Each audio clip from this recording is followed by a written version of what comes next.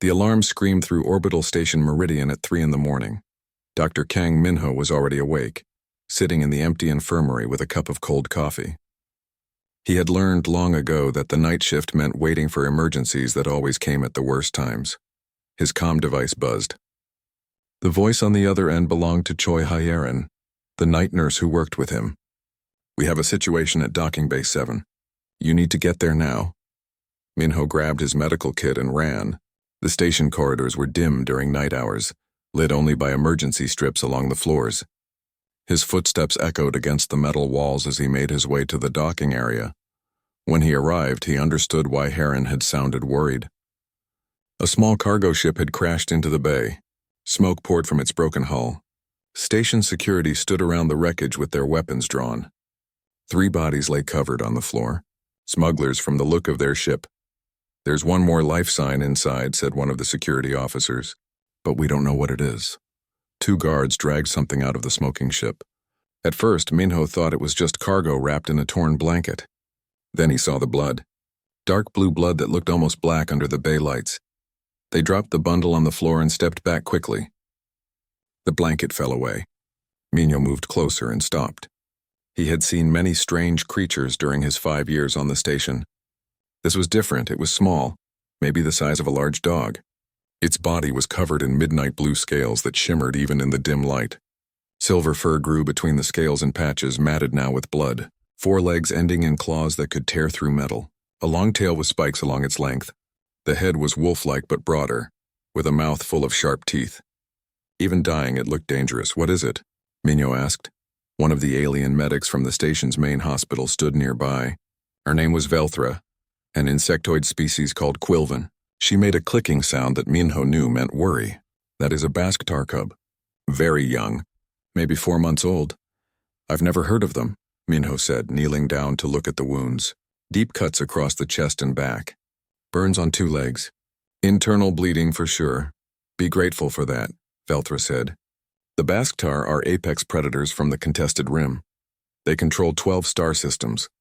Their species is built for war. That small cub could kill 3 grown humans before you could blink." "It's dying," Minho said simply. He could see the shallow breathing, the blood pooling beneath the small body. "Yes," Velthra agreed, "and we cannot help it. Touching a Basktar cub without permission from the pack is forbidden. They will hunt anyone who does. The punishment is death in 70 systems."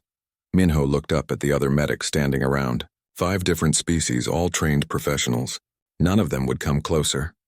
He understood their fear, but he also understood something else. This was a child, hurt and alone and dying. "We have to do something," he said. "No," Velthra said firmly. "We must contact the Basktar if we can find them. Until then, the cub stays in quarantine. We will make it comfortable, but nothing more." "Comfortable? You mean we'll watch it die?" "Dr. Minho, I understand your feelings. But this is law. This is survival. If you touch that cub and it dies, the pack will tear this station apart looking for revenge. If you touch it and it lives, they may still kill you for the insult." The security guards had already set up a quarantine pen in the corner of the bay. They used long poles to push the cub inside without touching it. The small creature made a sound, something between a whimper and a growl. Its amber eyes opened for just a moment, looking around in confusion and pain. Yerin arrived then, slightly out of breath. She looked at the cub, then at Minho. She knew that expression on his face. "Don't," she said quietly. "Please don't." "I'm going in," Minho said. "You'll die. Maybe not today, maybe not tomorrow. But when the pack finds out, they'll come for you. Maybe, but I know for certain this cub will die if I do nothing. I can't live with that." Velthra made her clicking sound again, louder this time. "I cannot stop you, but I will note in my report that you were warned. The station will not be responsible for what happens." Minho didn't answer. He was already checking his medical kit. He had supplies for basic alien physiology, but nothing specific for Basktar biology. He would have to figure it out as he went. He opened the quarantine pen and stepped inside. Every person in that docking bay took a step back. The cub's eyes opened again, focusing on him. For a moment, neither of them moved. Minho could see intelligence in those amber eyes, fear too, and pain. "I'm going to help you," Minho said softly, knowing the creature probably couldn't understand. "Try not to bite me." The cub's lips pulled back, showing all those sharp teeth. A weak snarl. But it didn't try to attack. Maybe it was too hurt. Maybe it understood somehow that Minho was trying to help. Minho worked carefully. His scanner showed him things that didn't make sense at first.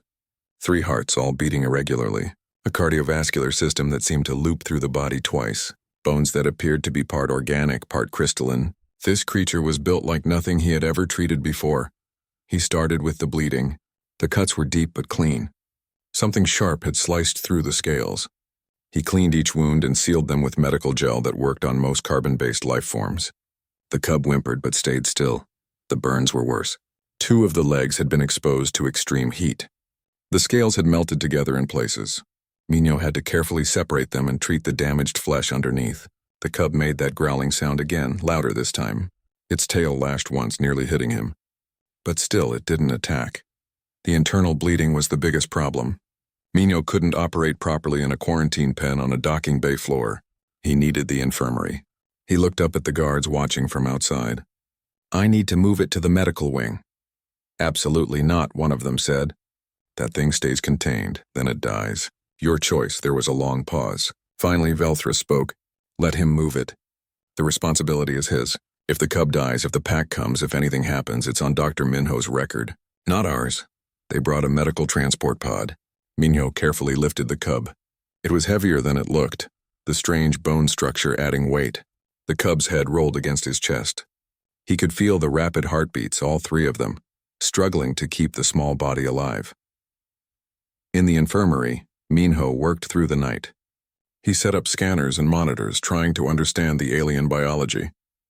Hiren helped despite her fears, handing him instruments and keeping track of vital signs that made no sense on their displays. The surgery took 6 hours.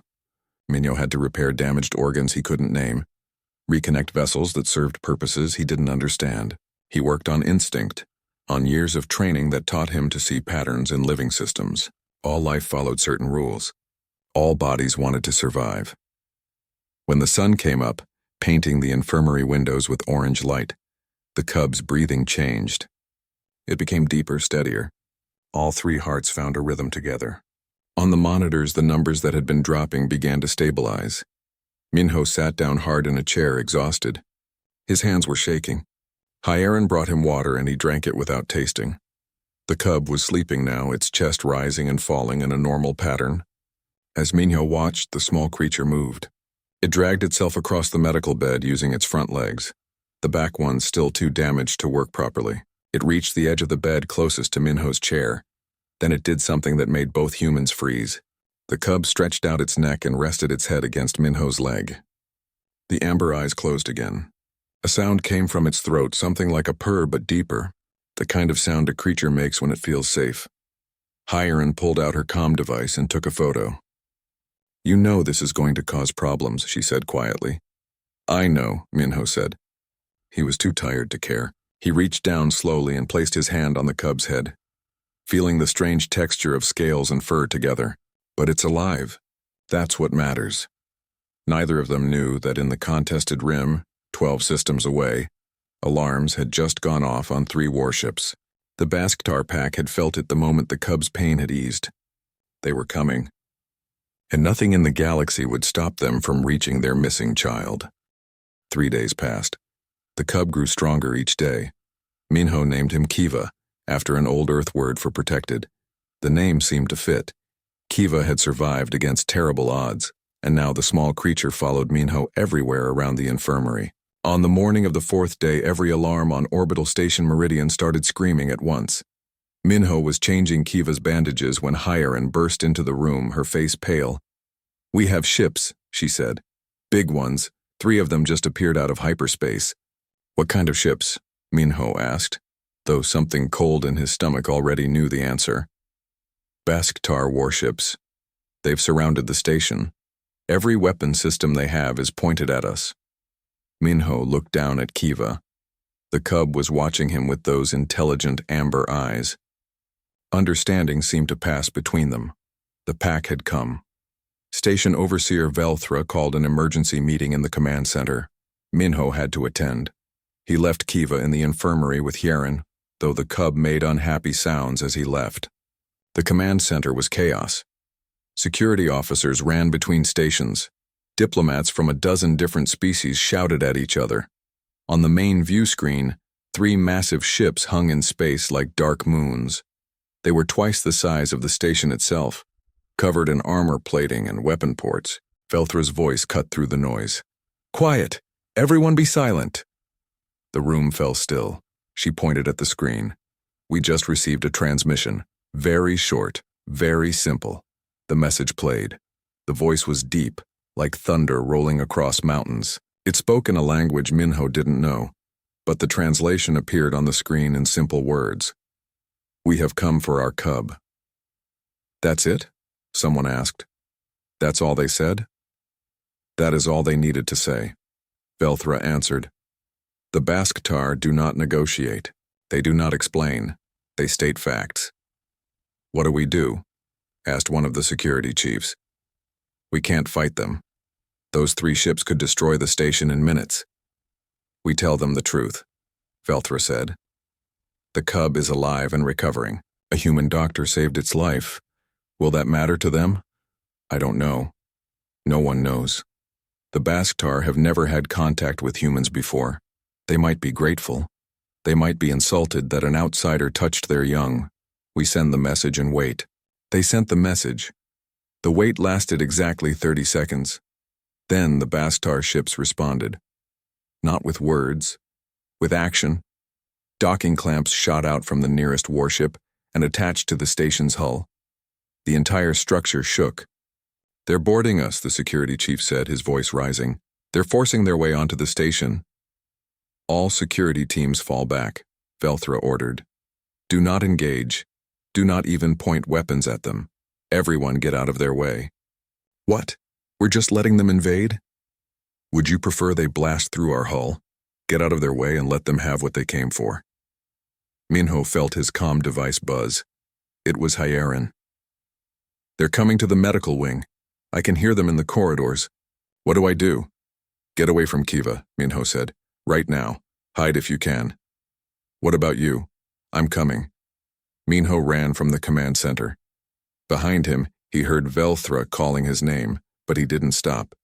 His mind held only one thought. He had to get to Kiva before the pack did. Not to protect the cub from them, but to make sure they understood. To make sure they knew he had only tried to help. The corridors were emptying fast. Everyone on the station knew to hide when armed boarding parties came through. Minho ran against the flow of traffic, pushing past fleeing civilians. He reached the medical wing and stopped. They were already there. 7 Basktar warriors stood in the infirmary. They were massive, each one standing over 7 feet tall. Their bodies were covered in the same blue scales and silver fur as Kiva, but these were adults. Muscles rippled under their armor. They carried weapons that looked like they could cut through walls. Their amber eyes glowed in the artificial light. The largest one stood in front of the others. His scales were darker than the rest, almost black. Scars crossed his face and arms. His presence filled the room like a physical force. This was an alpha, a leader, the kind of creature that other predators ran from. Minho stepped between them and the recovery pen where Kiva rested. His hands were empty. His medical coat was wrinkled and stained with Kiva's blue blood. He probably looked ridiculous to these warriors, but he didn't move. "You cannot see him yet," Minho said. His voice shook, but he kept talking. "He's still recovering. Sudden stress could damage his healing. Give me 5 minutes to prepare him, please." The large Basktar stared at him. None of the warriors moved. The silence stretched so long that Minho thought they might simply step over him. Or through him. Then the Alpha spoke. His voice was the same one from the message. "You are the human doctor." "Yes. My name is Kang Minho. I treated your cub's injuries 3 days ago. He's doing well, but he needs more time to fully heal. You touched our young without permission. He was dying. I made a choice to save his life. If that breaks your laws, then I'm sorry, but I would make the same choice again." One of the other Basktar growled, a sound that made Minho's bones vibrate. But the Alpha raised one clawed hand and the sound stopped. "Show me my son." Minho led them to the recovery pen. Kiva was awake, standing on all four legs now, though he still limped. When the cub saw the warriors, his entire body went stiff. Then recognition hit. The cub made a high-pitched sound, something between a cry and a bark. The alpha's expression changed. Something that might have been relief passed across his scarred face. He stepped toward the pen. Kiva ran to the edge, standing as tall as his small body could manage. Then Kiva did something that made everyone in the room stop breathing. The cub turned away from the warriors. He ran back across the pen to where Minho stood. Kiva pressed his body against Minho's legs, the same way he had done after the surgery. The same gesture that said safe and home and mine. The Basktar warriors all stared. The alpha's eyes went wide. One of the other warriors, a female with lighter scales, stepped forward. She spoke quickly in their language to the alpha. He answered back, his voice quiet. They seemed to be arguing. Finally, the female turned to Minho. When she spoke, her accent was thick but understandable. I am Packmaster Seol. I speak for the alpha when dealing with outsiders. What you see here is very unusual. What do you mean? Minho asked. The cub has marked you. He claims you as Pack. This only happens when a young one bonds with the one who saved them during great pain. It is instinct. It is sacred. I don't understand. In our culture, a healer who saves a pack member during their most vulnerable moment forms a blood bond. The cub smells your scent on him, your sweat, your breath. These were with him during his suffering and his healing. Now he sees you as Den Guardian. As family. Minho looked down at Kiva. The cub stared back up at him with complete trust in those amber eyes. I just did my job. I'm a doctor. I help anyone who needs it. That is not how we see it, Seol said. You risked your life to touch our young. You worked through the night to save him. You bled for our blood. She paused, choosing her words carefully. This means you stand with the pack now. The alpha, who Minho now understood must be Kiva's father, moved closer. He was so large that Minho had to tilt his head back to look at his face. Up close, the scars were even more visible. This was a warrior who had survived countless battles. The alpha knelt down. The movement was sudden and unexpected. All the other Basktar did the same, going down on one knee. The alpha reached out with one massive clawed hand and placed it on Minho's shoulder. The weight was enormous but not threatening. The gesture felt ceremonial. You bled for our blood, the alpha said in his rumbling voice. You stand with the pack. I am Ryukar, High Commander of the Basktar 3rd Fleet. Kiva is my son, my last surviving child. You saved him when I could not reach him. For this you have my gratitude. For this you have my protection. For this you have a place in our den. I don't know what to say, Minho managed. Ryukar stood and the other warriors rose with him. There is nothing to say. It is done. The bond is made. He looked at Kiva, who still pressed against Minho's legs. My son has chosen. We honor his choice. Seol stepped forward again. There are traditions that must be followed now. Rules that govern the blood bond between species. The High Commander will need to speak with your station leaders. Arrangements must be made. Arrangements for what? For your protection, Dr. Minho. You are Pack now. That means we guard you as we would guard any of our own. Where you go, warriors will follow. Your den will be protected. Your honor will be protected. This is our way. Minho felt the situation spiraling beyond his control. He had just wanted to save an injured creature. Now he was talking about protection and warriors and den guardians. Wait. I appreciate everything you're saying, but I have a life here. I have work. I can't just leave with you. We do not ask you to leave, Ryukar said. The cub must finish healing. You will continue to care for him. But you will not do so alone. My warriors will remain on this station. They will watch over you both. For how long? Until the cub is ready to come home. And then... Ryukar paused, looking at his son still pressed against the human doctor. And then we will see. The bond may fade when Kiva grows older, Or it may strengthen. Either way, you will always have a place with the Basktar. This I swear. Life on orbital station Meridian changed overnight. Or more accurately, Minho's life changed while everyone else watched nervously from a distance. The Basktar kept their word. 2 warriors were assigned to guard Minho at all times. They introduced themselves using names they said humans could pronounce more easily. The male was Taman, young by Bastar standards but already covered in battle scars. The female was Jiwon, older and quieter with dark blue scales that looked almost purple in certain light. They stood outside Minho's quarters every night. They followed him to the infirmary each morning. They accompanied him to the cafeteria for meals. They even waited outside the bathroom while he showered. Personal space, Minho quickly learned, was not a concept the Basktar understood. This is insane, Hiran said on the 5th day of the new arrangement. She had brought Minho coffee in the infirmary. The 2 warriors stood at the door like statues, their amber eyes constantly scanning for threats. You can't live like this. You're basically a prisoner. They think they're protecting me, Minho said. He was examining Kiva, checking how the wounds were healing. The cub was recovering remarkably fast. Already he could run without limping. It's different in their culture. Pack members always stay close, Mom. You're not a pack member. You're human. Try telling them that. Kiva made a chittering sound and pushed his head into Minho's hand. The cub wanted attention. Over the past few days, Minho had discovered that Kiva was far more intelligent than any animal he had ever worked with. The cub learned quickly, understood complex commands, and seemed to read Minho's moods with uncanny accuracy. Right now, Kiva could sense that Minho was stressed. The cub pressed closer, offering comfort in his own way. Hiran watched them together.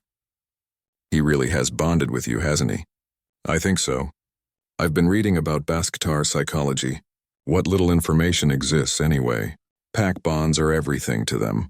Family loyalty, protection. It all centers around the pack. Minho scratched behind Kiva's ears, finding a spot that made the cub's tail wag. When Kiva was hurt and alone, I became his pack. His brain latched onto me as safety. What happens when he grows up? When he doesn't need you anymore? I don't know. Maybe the bond fades. Maybe it stays. Packmaster Seal said it's rare but not unheard of for Basktar to bond with other species. The door chimed. Taman spoke briefly with someone outside, then turned to Minho. High Commander Ryukar requests presence. Minho sighed. These meetings had become daily events.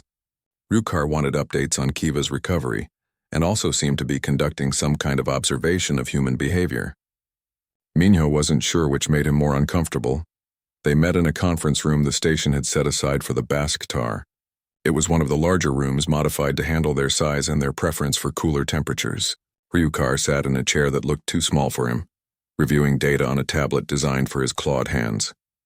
Dr. Minho, Ryukar said without looking up. Sit, we must talk. Minho sat across from him. Kiva immediately jumped onto his lap, something the cub had started doing whenever Minho sat down. The weight was getting heavier as Kiva grew, but Minho didn't complain. Ryukar finally looked up from his tablet. His scarred face was hard to read, but Minho thought he saw something like amusement in the alpha's eyes. My son becomes spoiled with your attention. He's still young. He needs care. Yes, but he also needs to remember he is Basktar, not human pet. Ryukar reached across the table with one massive hand and tapped Kiva's nose gently. The cub made a surprised sound. You will need to be strong, little one. The pack needs warriors, not lapdogs. Kiva chittered back at his father, a sound that seemed almost like argument. Ryukar made the rumbling noise that Minho had learned meant laughter.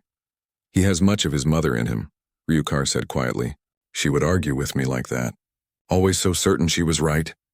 The alpha's expression darkened. She died defending our den from raiders. Kiva was the only cub to survive the attack. That is why he was being moved to our home system. Why he was on that smuggler ship. I'm sorry, Minho said. I didn't know. How would you know? We do not share our pain with outsiders. Ryukar looked at Minho directly. But you are not outsider now. You saved my last child, my legacy.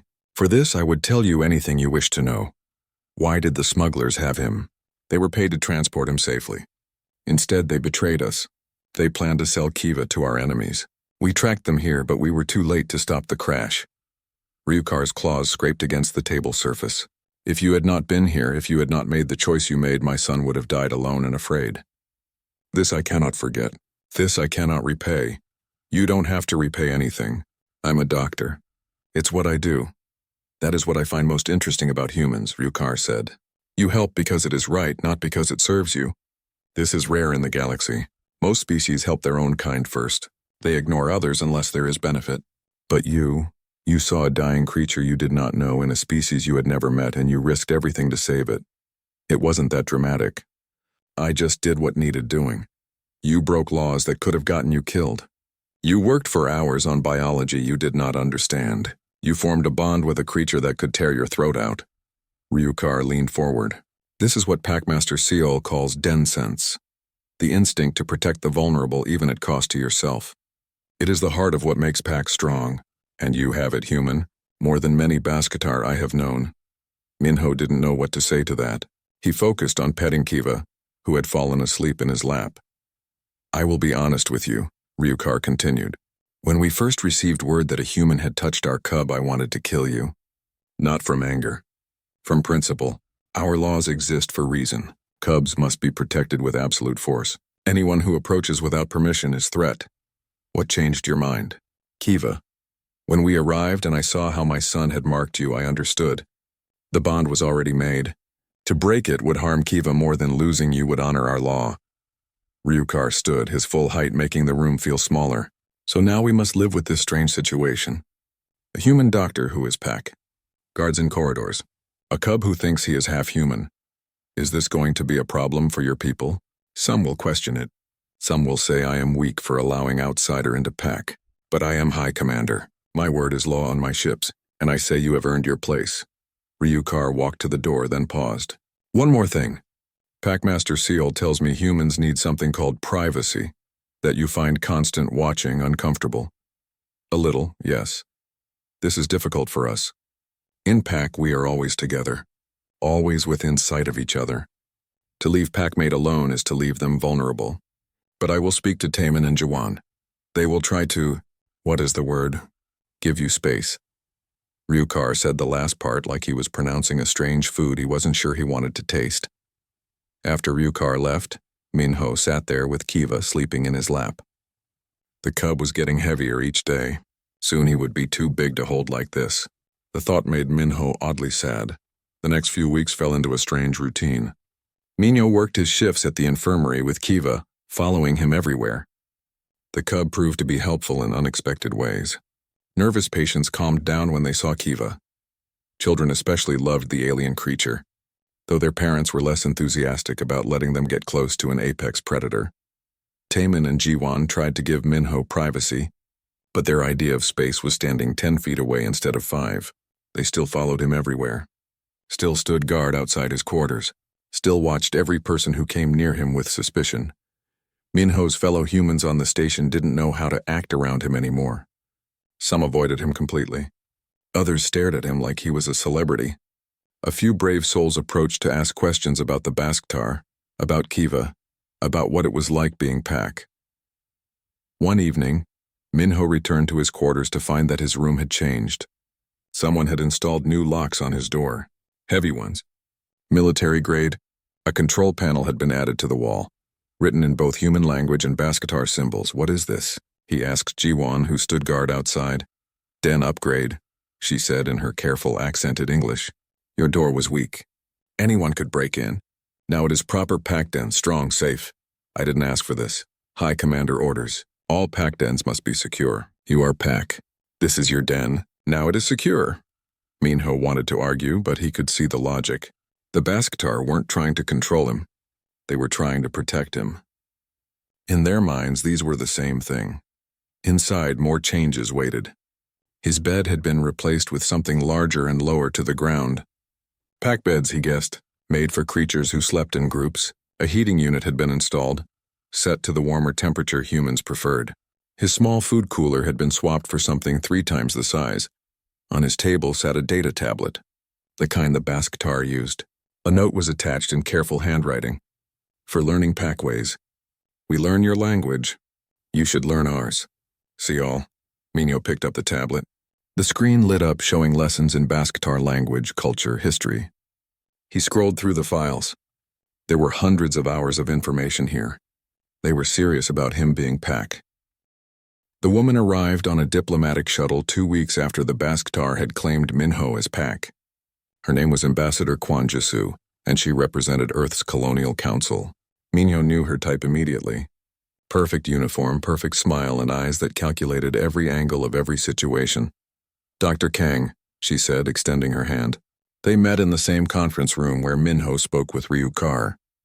"I've heard fascinating things about your situation." Minho shook her hand briefly. Kiva stood at his side, now almost as tall as Minho's waist. The cub had grown fast.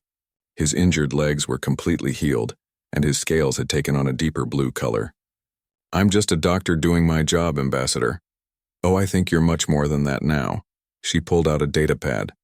"Do you know what the Basktar control? 12 star systems. 4 of them have resources Earth desperately needs. For 50 years we've tried to open dialogue with them. They've ignored every message, every ambassador, every trade offer. They consider most species too weak to deal with. Where is this going? You've accomplished in one emergency surgery what our diplomatic corps couldn't do in half a century. You've established a relationship with the Basktar.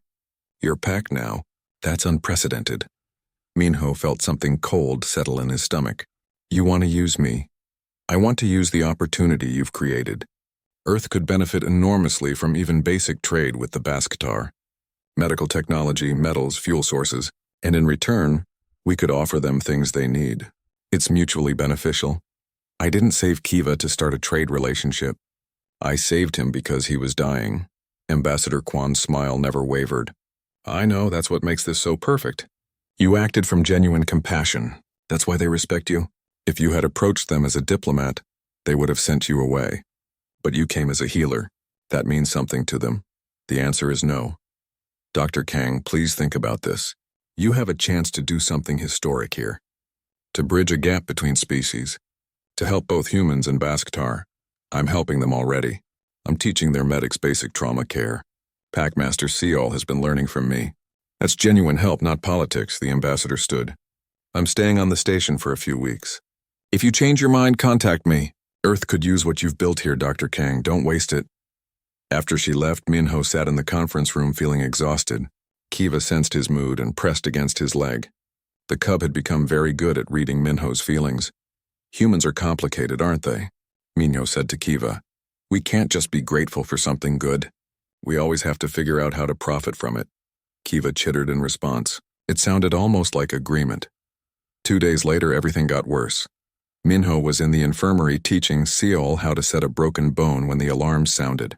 Not station alarms. These were different. Deep and rhythmic. Coming from the Basktar ship, Seol's head snapped up.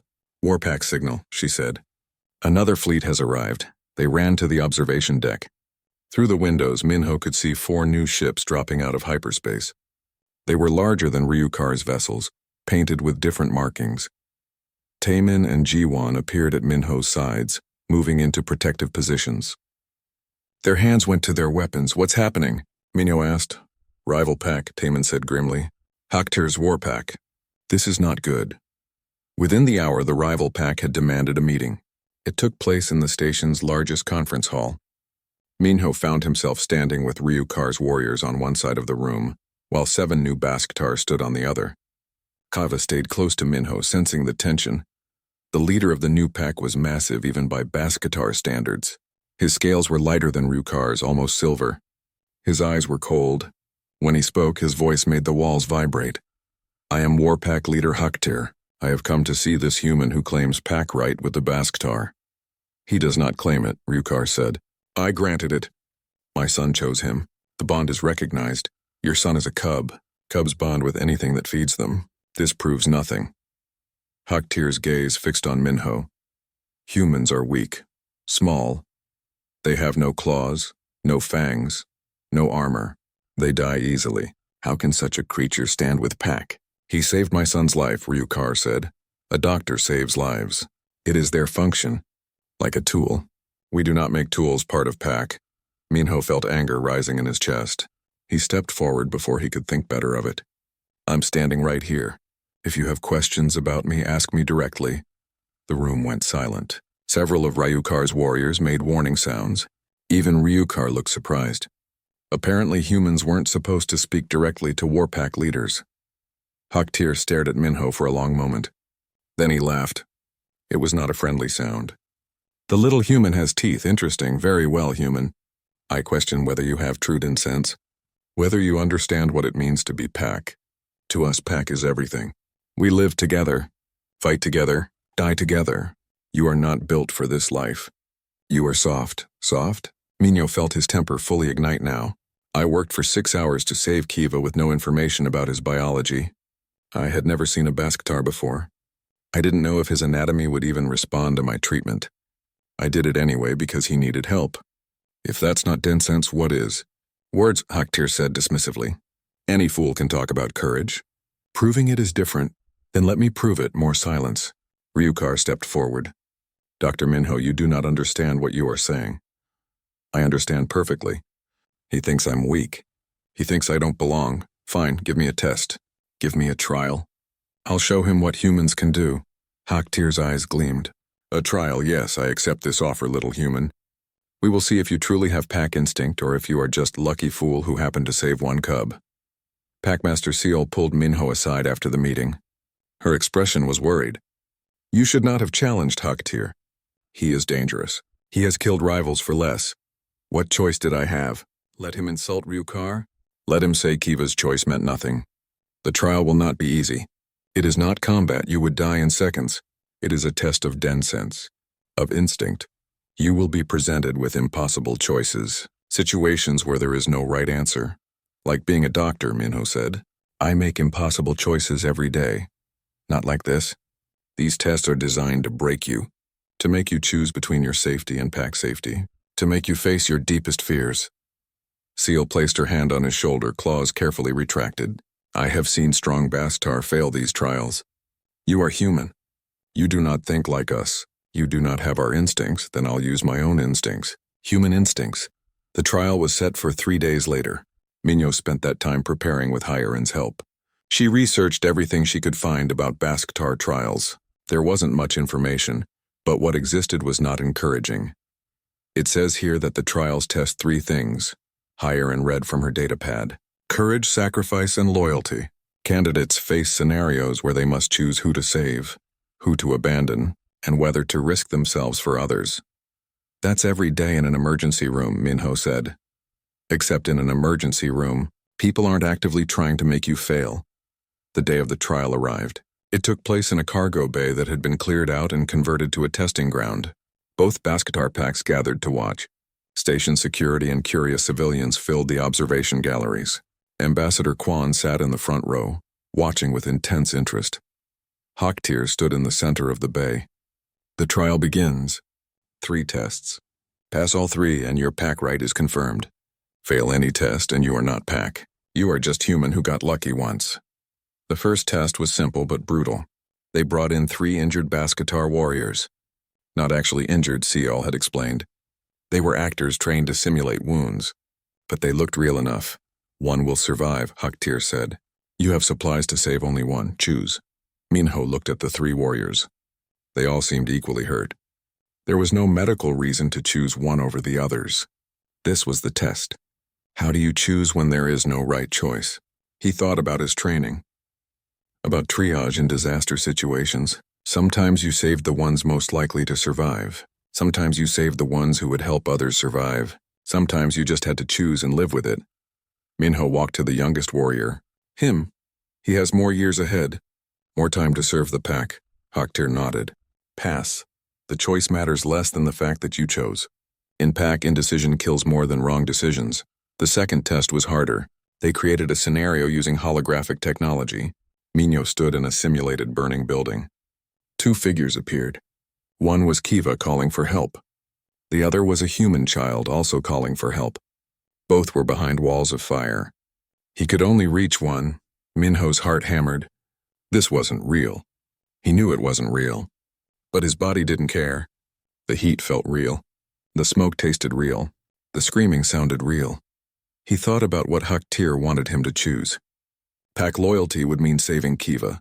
That's what a Basktar would do. Save pack first always? But Minho wasn't Bastar. He was human. and humans had different instincts. Neither, Minho said. I find another way. I break through the wall. I get both out or die trying. That's Den sense too. Not giving up. Not accepting that someone has to die. 6 weeks after the trial, Ryukar called Minho to the Basktar flagship for the first time. The invitation came through Packmaster Seol, delivered formally with all proper protocols. Minho understood this was significant. The flagship was Pack territory, sacred space. Outsiders did not visit without great cause. Taemin and Jiwon escorted him through the docking tube. Kiva walked between them, nearly full-grown now. The cub had grown into a magnificent young Basktar, his blue scales gleaming, his movements powerful and confident. But he still stayed close to Minho, still pressed against his leg in quiet moments, still slept at the foot of his bed every night. The flagship was massive inside, corridors wide enough for 3 Basktar to walk side by side. High ceilings with lighting that mimicked their homeworld's sun. Everything was designed for a species built for war and pack life.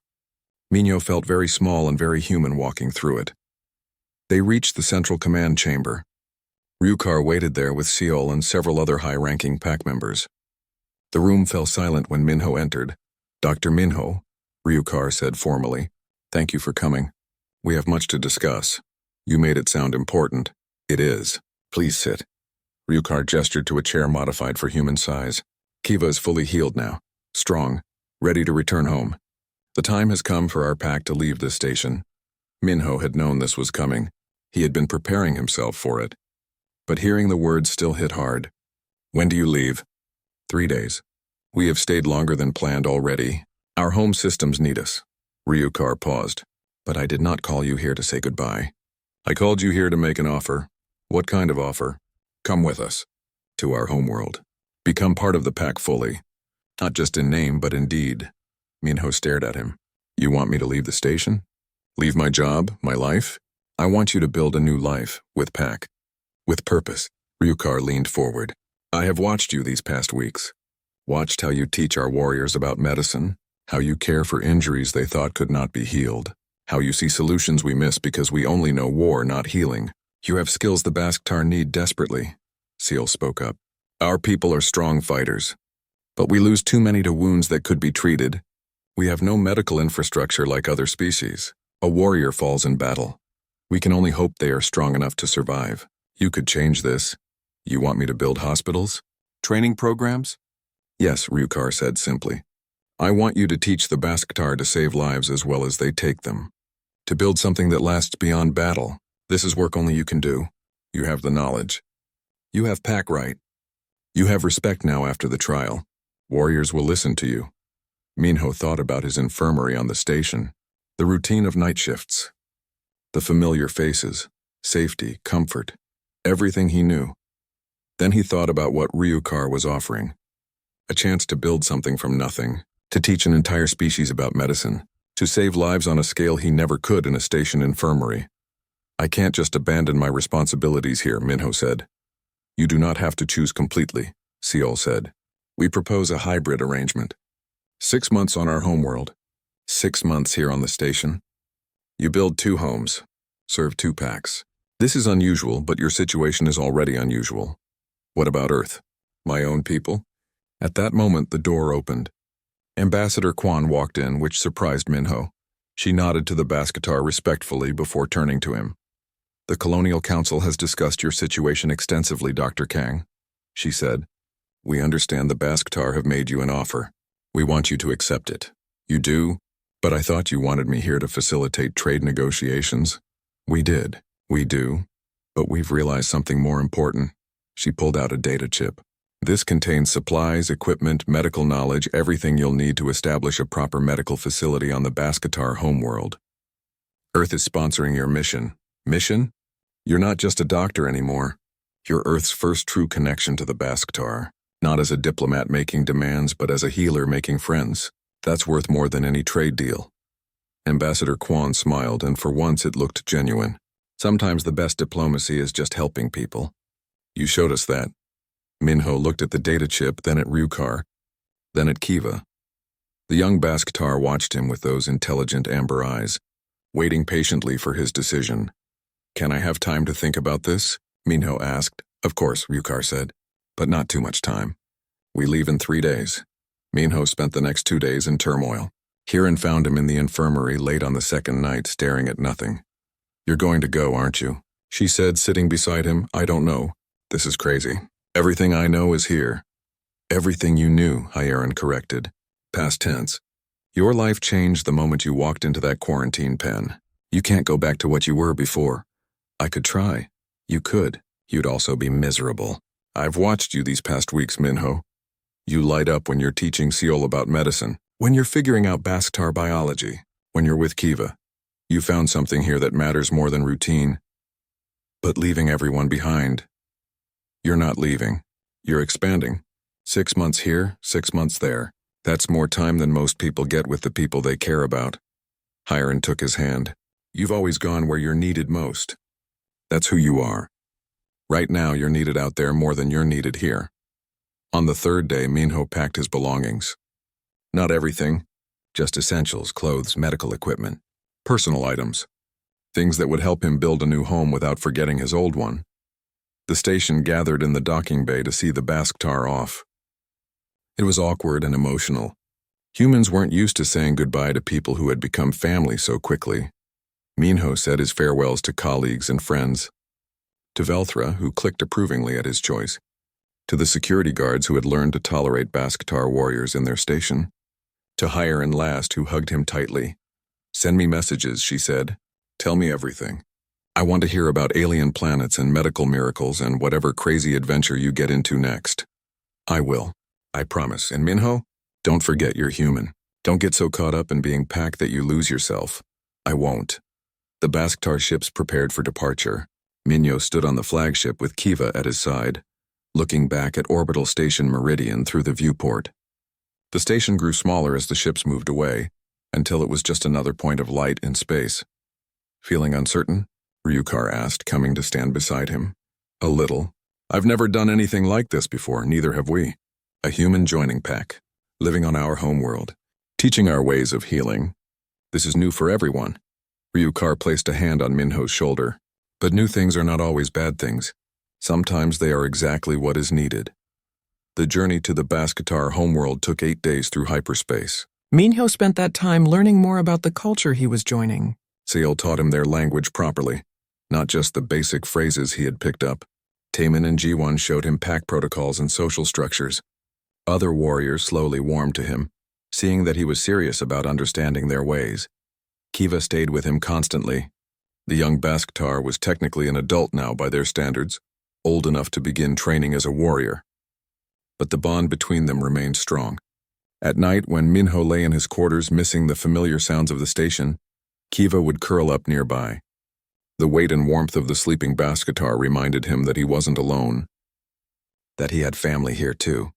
When they finally arrived at the homeworld, Minho stood at the viewport and stared in awe. The planet was beautiful. Massive crystal forest caught the light of 3 moons. Cities were carved into mountain ranges, built to blend with natural stone formations. It looked wild and civilized at the same time, just like the Basktar themselves. They landed at the main pack stronghold. Hundreds of Basktar gathered to see the ships return. Cubs ran between the legs of adults. Warriors greeted each other with roars and physical displays of affection that looked violent but were actually joyful. This was pack in its truest form. Family reunited after long separation. Ryukar led Minho through the stronghold to a chamber that had been prepared for him. It was carved into the mountain face with windows overlooking a valley below. The space was large, bigger than his quarters on the station. Furniture built for humans sat alongside Basktar-style furnishings. Medical equipment from the data chip Ambassador Quan had given him was already being installed. This is your den, Ryukar said. Your home. Part of our home. For as long as you choose to stay. Minho walked to the window. The valley stretched out below, green and alive. In the distance, he could see young Basktar training in combat formations. Closer cubs played in the crystal forests. Above, the 3 moons hung in a sky that was almost but not quite the same color as Earth's sky. It's beautiful, he said quietly. It is home. You're home now, too. Over the following weeks, Minho began his work. He set up the first proper medical facility the Basktar homeworld had ever known. It wasn't large at first, just 1 room with basic equipment, but it was a start. The hardest part was convincing warriors to come to him. The Basktar were proud. Admitting injury felt like admitting weakness.